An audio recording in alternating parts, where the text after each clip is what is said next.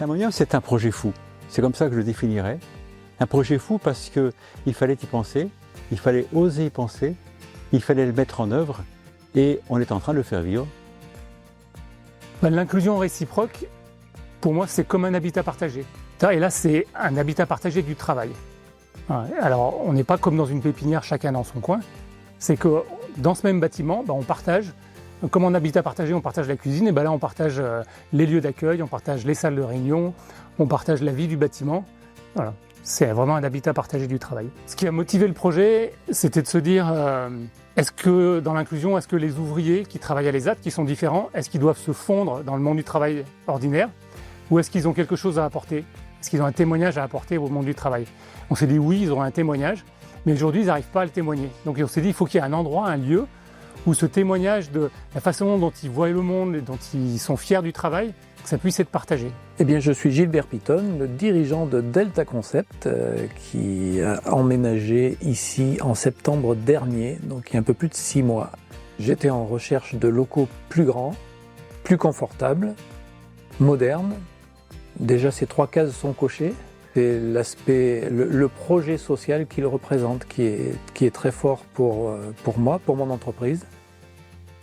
Laurent Poncet, dirigeant de la société Scali Ingénierie, Scali Industrie, et on vient tout juste de s'installer à l'Harmonium. Cette politique RH, notamment qu'on a menée au sein des différentes sociétés où on a eu des expériences, a été toujours de donner la chance.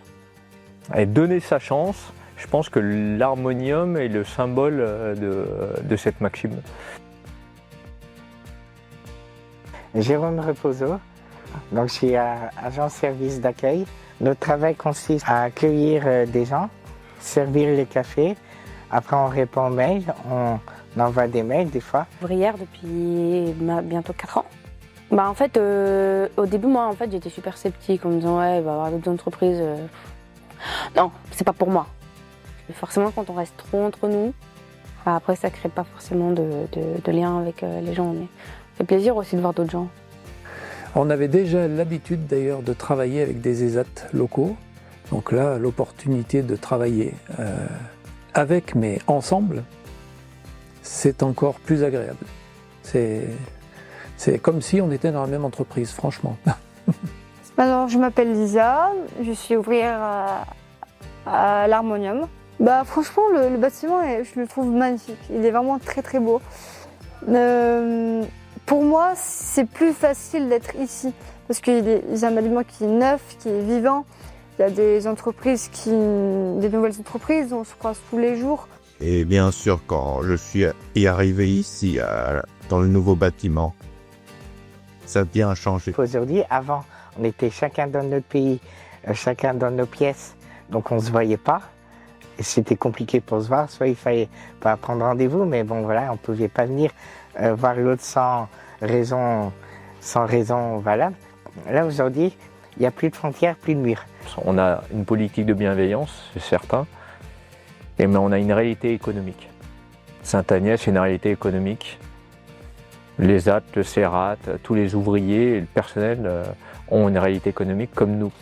Donc on travaille tous ensemble, dans un espace effectivement, dans une bulle que l'on veut bienveillante et porteur de projets sociaux, mais il faut que nos boîtes elles tournent.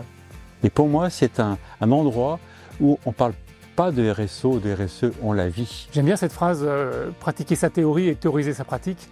Et donc de la théorie sur l'inclusion, il y en a beaucoup, donc on la met en pratique maintenant. Et maintenant que ça a été mis en pratique, j'aimerais bien qu'il y ait des personnes qui nous aident à théoriser qu'est-ce qui est en train de se vivre. Des sociologues, des gens qui ont l'habitude, parce que pour ne pas réinventer l'eau chaude. Le seul projet dont je pourrais rêver pour l'association Sainte-Agnès, plus que d'ailleurs que pour les AT, pour l'association, c'est que cet exemple, le premier exemple, à ma connaissance dans l'Isère en tout cas, d'un bâtiment de ce type-là puisse faire des petits, pourquoi pas dans l'Isère ou ailleurs, si ce modèle est économiquement viable et sur le plan de l'inclusion répond aux attentes.